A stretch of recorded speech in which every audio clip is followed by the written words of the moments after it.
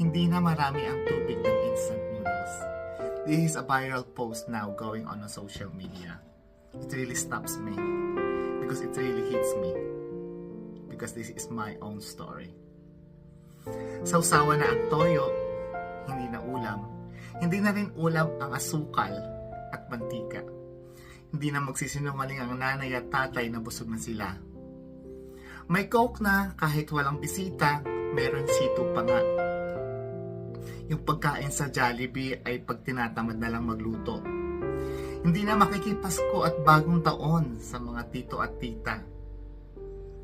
May cake na pag birthday, gluten-free at sugar-free pa nga. Hindi na maghihintay ng mga pinaglumaang damit at sapatos galing sa mga pinsan.